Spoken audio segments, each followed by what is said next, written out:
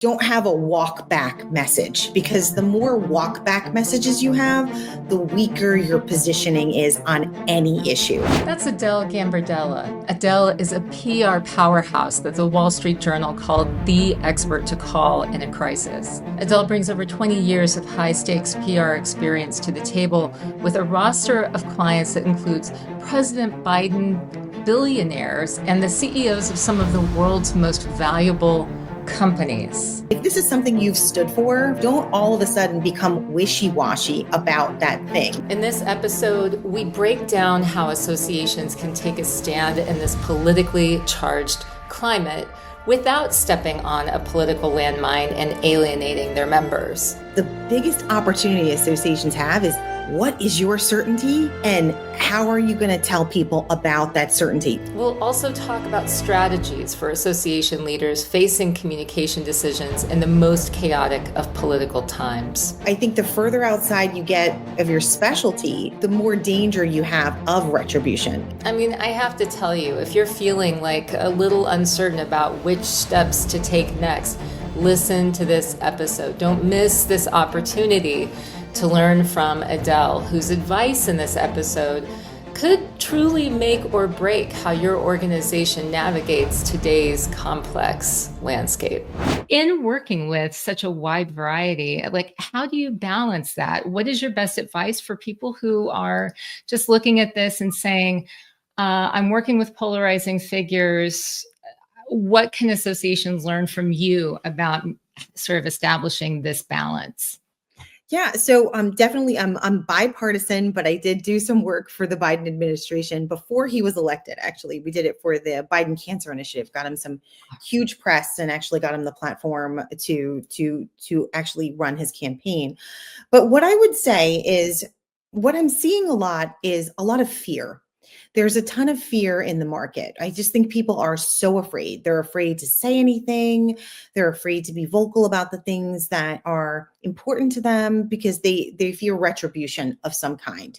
Mm-hmm. And what I would say is the best strategy for any organization, whether you're a trade association, whether you're a professional association, whether you're a nonprofit, is to really focus on the things that you can have the biggest impact on. It can't be far outside your zone of influence. The further outside you get, the more likely it's other organizations that should be focused on that thing. So together with your board, with your members, you need to know what do you stand for? What is your certainty? What if, no matter what happens, you would go to task for this thing? You've got to decide that in advance. It can't be, oh, something just happened and that's a thing we need to get in front of. It's got to be something, what have you stood for 30 years, 40 years, 50 years, sometimes 100 years for some of these associations, right? And how are you going to get out and address that portion of the issue? Mm-hmm. Can't address everything, because that's not your role, right? You're a special interest group, or you're a trade association or a professional association for a reason.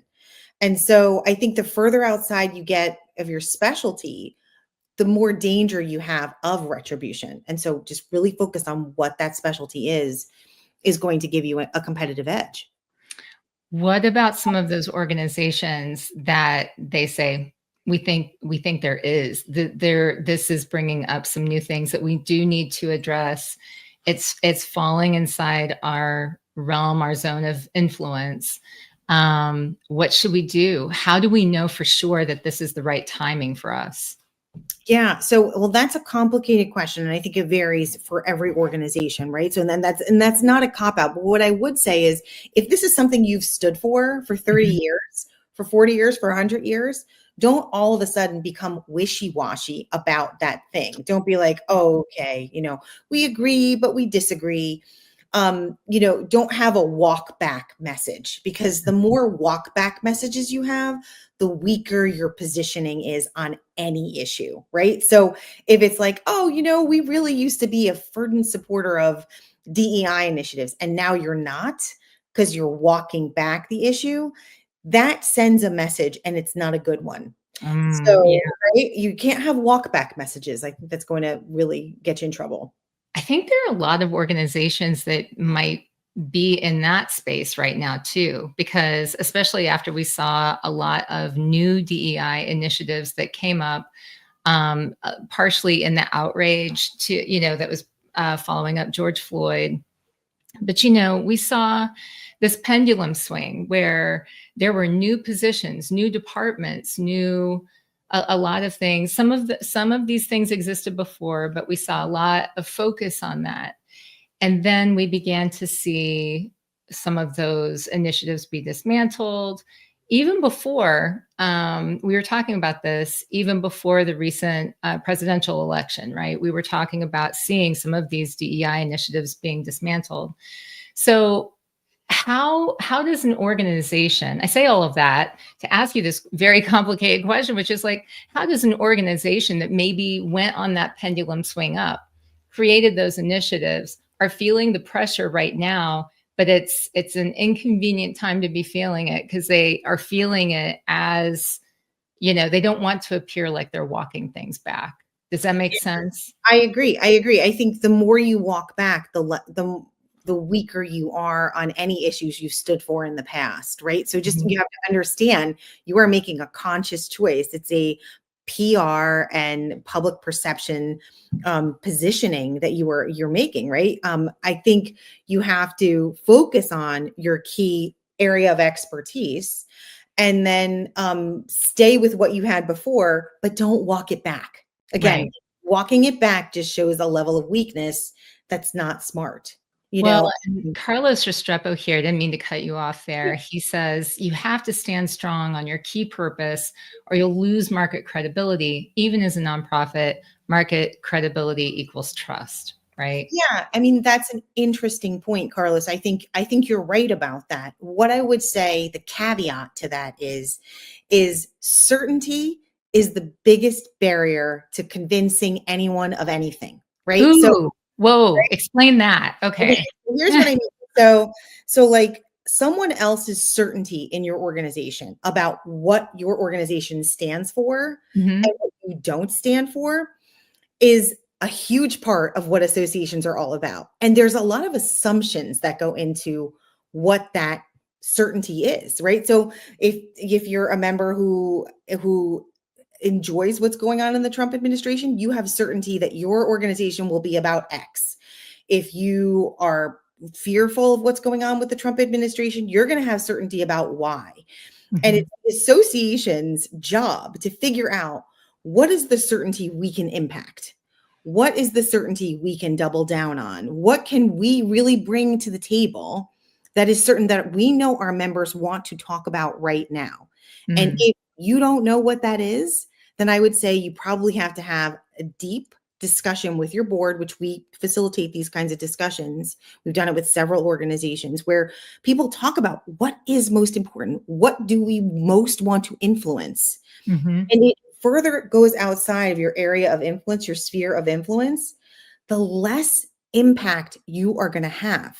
So right now, the biggest opportunity associations have is what is your certainty?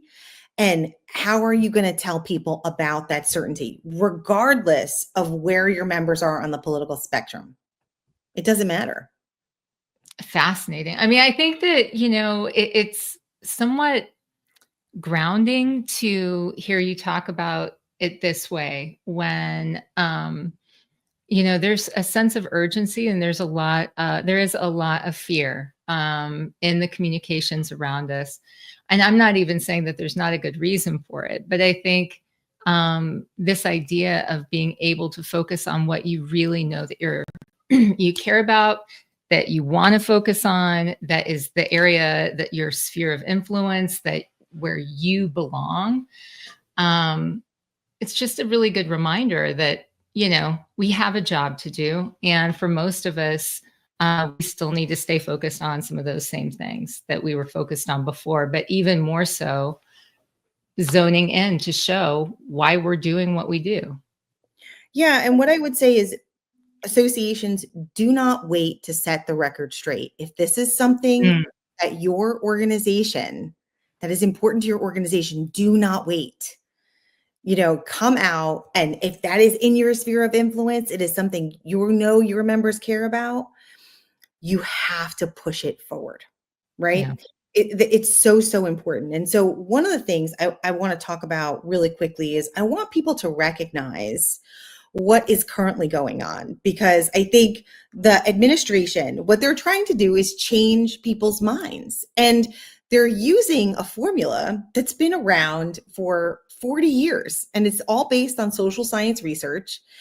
And when you start to think about what's happening with this social science research framework, it becomes less scary because you kind of know what's coming, I think. So if you've watched what the Trump administration has done for the first, like, how many days has he been in office, KiKi? I don't, not that long, right? I mean, Yeah. like, it's not been that long, but it's been long enough that he's made a pretty big impact. And a lot of people are scared because they feel a little bit, they feel a little shaky. They feel uncertain.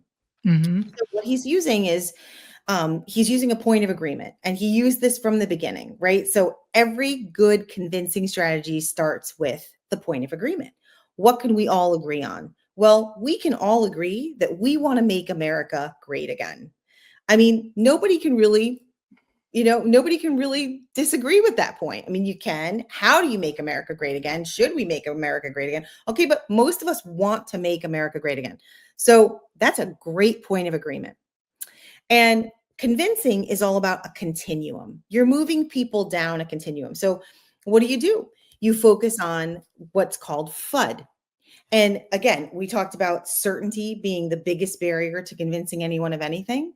Well, what you want to move people is from fear and uncertainty to confidence and clarity. And he's doing that. But first, he's going to scare you a little bit, right? That's what his administration is doing. And he's doing that in a number of different ways, right? So fear,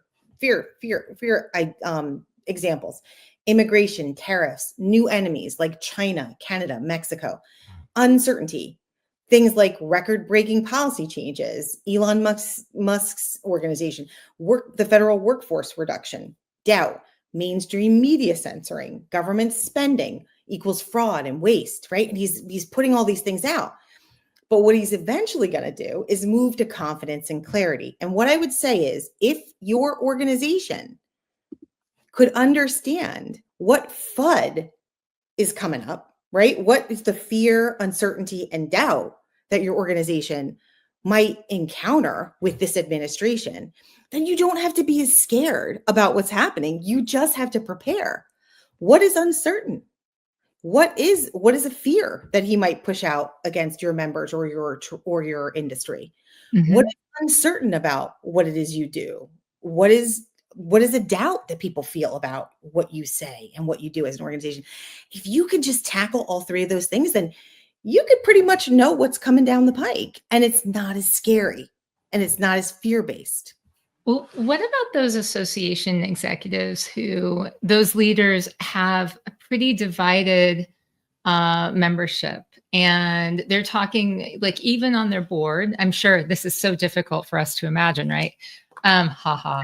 But even on the board, that there are these differing opinions, right? And I have been hearing a fair number of stories where it is complicated for people to even get through some of those strategic planning sessions that they have, or even a simple board update. So when you are talking with your clients about sort of coaching them on navigation tactics and things, when people seem to be of wildly differing leanings, I don't know. What is your approach? What's your guidance for folks on that? How can they use some of these techniques, Adele, to communicate better and get what they want? It was really interesting. Someone had posted just today on the ASAE listserv about, like, a social media attack that's going on inside their organization. I thought, wow, that's really interesting. And most of the time, these social media attacks and any real part of conflict in any association is because the person doesn't feel heard.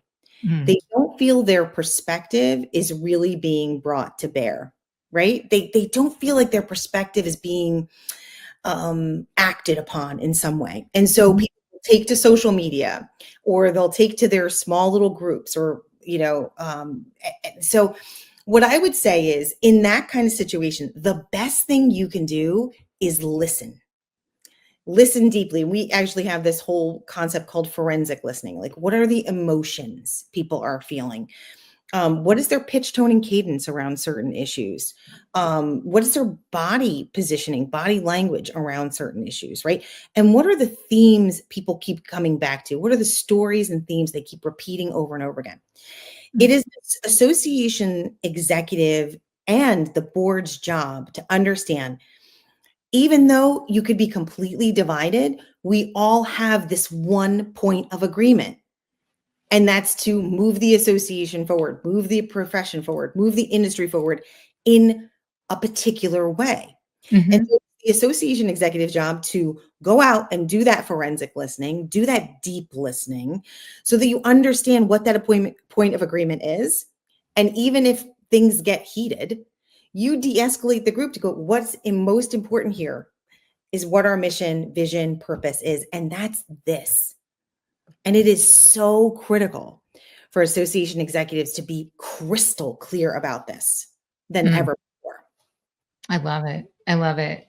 Well, and so much of your advice today, it is meaningful right now because people are concerned about, when should I take a stand? When should our organization do this? How do we do this? How do we know when it's the right time? But a lot of your advice is really beyond even a time right now, which is super politically charged. There's a lot of change that's happening day by day. It's just that this is a moment where on any given day, an association leader will have to make these decisions. That's why I think it's fascinating. You've got these frameworks, you've got these ways that you're looking at things. Speaking of frameworks and these ways of looking at things, Carlos brought up this question: what if the CNC stage, which I'm old enough to remember CNC factory, so that's immediately what came to mind. But for you youngins out there, you won't know what that means, but that's okay. What if the CNC stage is what is causing the FUD and the fear, uncertainty, and doubt? So that's your confidence and clarity. Confidence, is that where it goes? CNC. What I would say, what if your confidence and clarity is what's causing the FUD? Is that what is, yeah. I'm sorry. That's I think what he's saying is, like, what if the confidence and clarity stage that we're looking at, what if that's what we're seeing and it's causing fear and uncertainty and doubt for people? What I would say is, you probably don't know what your point of agreement is yet. Then for organizations, they're probably not that clear on what their point of agreement is. They probably have, many things that they care about, many issues that have come up in the past that they have had strong points on, but it's not the core issue for their organization. And so right now, what I would say is, you actually have to communicate less to have more impact. Wow. Right? So I think it's about communicating on the things that are extremely important to your organization, not the things that, before fall somewhat outside. I think you've got to get really, really maniacal about what you're communicating about, because if you go outside your sphere, you're going to get a ton of pushback from both sides of the aisle. And so really picking out, what are your top 3 things you're going to talk about right now? And those are the only 3 things you're allowed to talk about. And man, that's hard for associations, right? Because a big donor or a big member or a big sponsor might be like, well, we want to talk about this thing. And what I have to say is, association executives just really have to be like, no, we're only talking about this in our platform right now, because this is where we're going to have the most impact. And so having some of those hard conversations, and having the reasoning behind why it's only these 3 things, I think is what association leaders need to have. And we get brought in for those kinds of retreats, training sessions, strategy sessions with association staff and team and board. When do they know that they need you? Like, when do they know what are they saying, Adele, when people usually reach out and say, you have to come and work with us. This is what we need. This is the point we need to get to. Like, help us. It's unfortunate that a lot of people only do it after something has gotten so bad that it becomes an issue. But we have been brought in by some organizations who are like, we see this is a potential issue and we want to create the right strategy in place to stave off those kinds of conflict. And so that's the organizations, but you can do it in real time too. You just have to have the space and time to figure out what your issues are and where you can bring the most strategy and certainty to your organization, to your profession, to your industry. When you look ahead, if you had to make a couple predictions on, I don't know, something that has to do with communication strategy moving ahead, what would you predict? What do you think are the channels people will be paying attention to? How do you think, communication strategies will need to change as we're looking ahead? That's such a big question, and I think there's a lot of ways I could go with that. And I think one of the things, associations that have invested heavily in their social media channels, in their private communities, are going to win the day. Because if there is an active community that is having these conversations, and the association is monitoring and managing those conversations, those are the associations that are really going to be in good footing. It's the association sort of like, it's kind of an active community. It pops up every once in a while, and they're not really monitoring it. They don't have the social media guidelines. And it's not even just social media, it's just any guidelines for how the community should interact. I think they're going to be in trouble, right? They're going to have some issues. Also, associations that try to touch on many things are going to not be as effective in communications. It's the ones that are really narrowly focused, who understand what they bring to the market, what's important for their members, what's important for their stakeholders. Those are the ones that are going to win the day. And you can't get distracted with everything else that's going on. I mean, the first Trump administration was they acted in very much the same way. Like, if you go back and look at some of the news clippings, and I started out as a journalist, but if you go back and look at some of the news clippings from the first administration, people have the same fear, uncertainty, and doubt that they have right now. And it was a lot of change. It was a lot of, upheaval. It was a massive pendulum swing from one administration to the other. And I think, we have to be ready to understand exactly how we're going to have the most impact. It is those organizations that are going to compete and win. And man, if you are ready to respond because you know what those issues are and you're ready to respond quickly, you're going to be first to market. You're going to be, one of the people that they turn to for thought leadership, for media, both in your industry and beyond, because you are ready. One of the things we did was we worked with IDSA, the Infectious Disease Society of America, and we worked with them for doing a lot of their crisis communication planning. And they invested in us, and they invested in their crisis communication planning. We did this right before the pandemic, and they were so poised during the pandemic to respond that they were right up there with the CDC responding to different issues, because they were poised and ready. They knew what their messaging was. They knew what they stood for. They knew what people wanted to hear from them. And they were armed and ready with great strategy. And so organizations that have that readiness, they're going to be the ones that win. Tell us about this crisis readiness quiz. What is this going to tell us? I guess how ready we are for a crisis, right?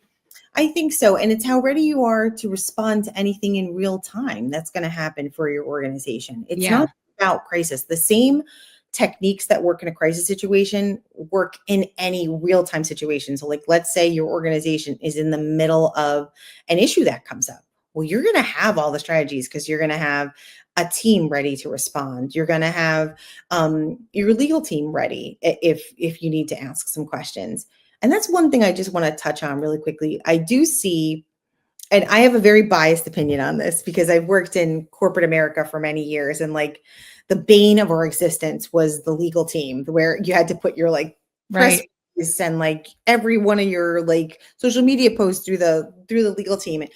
And what I would say is listen to the legal team, but also understand that it is not something that's, the legal team knows what's right in court and what's not going to get you sued and what's going to keep you out of trouble legally. What I would say is a lot of these decisions are not legal ones. They're perception decisions. So you've got to take the legal advice with also how will this play out over time, right? I'll give you an example.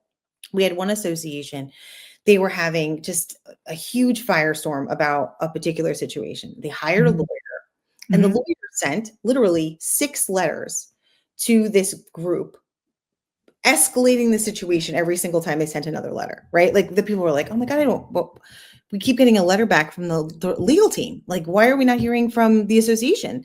Why are we not hearing from the people who we're trying to get in touch with? Why are we not being heard? We just keep getting, and they got more and more and more and more angry. And it just could have been handled with a call, with a listening session, with a, hey, this is how these are the concerns we can address. These are the concerns we can address. Here's what we're going to do moving forward, instead of just a legal approach. And so I really want people to be cautious to not hide behind legal with perception issues, because that can also cause a major crisis issue. I'm so glad that you said that, because I really think that that is such a challenge, and it can escalate a crisis so much when people try to avoid, and that's what it looks like. It looks like you're trying to avoid something and handling something and communicating about it. And sometimes it can look, sometimes rightly so, and maybe not, but sometimes it can look like you're guilty of things that you're not guilty of, just because you're not addressing a situation that everyone knows is there. And I think that is really important to think about too, is, Adele, being prepared, right? Just knowing that you have that plan in place for when inevitably something's going to go wrong. How do we address it? What do we do? When do we know that we need to, while listening to legal, sometimes continue to communicate in spite of the way that legal is advising? Yeah, or you can follow the legal advice, but you can also communicate what's happening, right? Like, So if you follow legal advice 100%, they'd have you do nothing ever, right? You know, so like, yeah, I'm not saying don't follow legal advice by all, but it's just, I also would, I don't know, sit like this all day and not do anything. It's a grain of salt, right? I mean, it's advice. Legal advice is advice, and so you've got to take the parts of it that make the most sense for your organization. And so, if part of it is going to be, I have to communicate this regardless of what legal says. It's not that you shouldn't listen, but you should make a educated decision on how it's perceived after that. I mean, I think a great example that just happened is Delta Airlines with the plane that went upside down. Oh, right. Right. Yeah. And so they took all of the passengers that are on the plane and they're like, hey, we're going to give you $30,000 because you were scared. And they probably wrote a nice little email, and a lot of people were like, hey, okay, $30,000. Yeah. Scared out of my life, but $30,000 sounds pretty good. And then there's one guy though, right? There's one guy who understood and I think this is a case where legal was given really great advice. The one lawyer on the plane, maybe, or of the ones that like spoke up, he's like, I was scared to death. I think it's worth more than $30,000. And I mean, it was a really just interesting conversation, right? And he's basically trying to put a value on his life that, like, Delta, hey, $30,000 isn't enough. I thought I was going to die. And it's like, well, what is your number then? I mean, but the point is like, Delta was so like outside of human, communication, that they were like, we think you're being scared. Well, our insurance adjusters say this, our legal team says that, our budget says, it's $30,000. Drama. Peace out. I mean, that's not a way to handle the situation, right? Yeah. Like, they should have had people on the phone de-escalating these folks, like making them feel like, hey, you get free flights for the rest of your life, whatever it is, whatever that person needed. It's individualistic. It is not everybody's worth 30 grand. Here you go. We're going to write the checks. It just does not make sense. My point is that, like, a crisis situation, like one where a plane goes upside down, it's going to mean different things to different people. Just like people within your organization are going to take whatever situation is happening to your association, industry, profession, and they're going to look at it differently. And so there is not a one size fits all approach. But there is a point of agreement, and there is something that you can be really certain your members want to hear about from you. That's the thing to focus on right now more than ever. Is that part of, and this is going to sound like a pitch, but I just want to make sure that we talk about this Crisis Communications Academy thing that you've got going on, because I know that you do coaching on things like this. Is this part of what you cover in that? Yeah, I gotta say, guys, I've been doing crisis communication work for over 20 years. Started at some of the big agencies, started my own agency 18 years ago. I cannot believe it's 18 years that I've been in business for myself. But I've never before released any information on a course on how to handle a crisis, because it's always been one of those things that's it's like super high end offer. And I finally was like, you know what? I have to democratize this. I want people to have the steps to handle a crisis. And so we put it all together. It's with my business partner, Chip Massey, who's a former FBI hostage negotiator. So I'm really good at telling you exactly what steps to take. And I have to say, most of us are really good at knowing what we know. But what we don't know is, and what we're not trained on, and what a lot of us don't have leadership experience in, is how to get other people to want to do what you know is the right. So, and that requires de-escalation, deep listening, understanding where people are coming from. And most of us are just not trained to do that. And so what I would say is this course, this online course, gives you the skill set to be good at handling any situation that comes your way, exactly what to do in a crisis. So it's a really good value. It almost makes me sick to put it up for that. Well, yeah, you can check that. You've got that. I love it because people can really get to know some of, understand a little bit of what's inside Adele's mind in all kinds of different ways. Whether it is the book, you have a couple of books that are out there. Spike is your other book that's out there. Still a really great book to consider and go and look at, because it has to do with timing people and recognizing your spike. Take the crisis readiness quiz. Go and find out, are you prepared? Are you ready? And then, the Crisis Communications Academy. This is if you want to level up your game and be better prepared no matter what happens, and know at least how you're going to handle yourself and your best next step, right, with communications. Absolutely. And please reach out, give us a call, write us an email.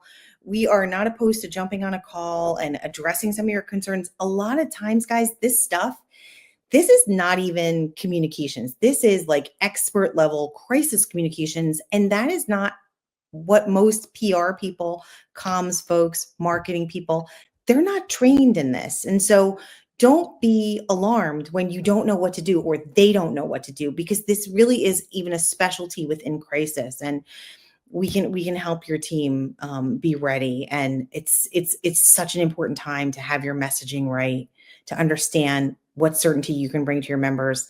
That's how you can continue to be very relevant and very timely. And there's so many examples of this, that we've handled.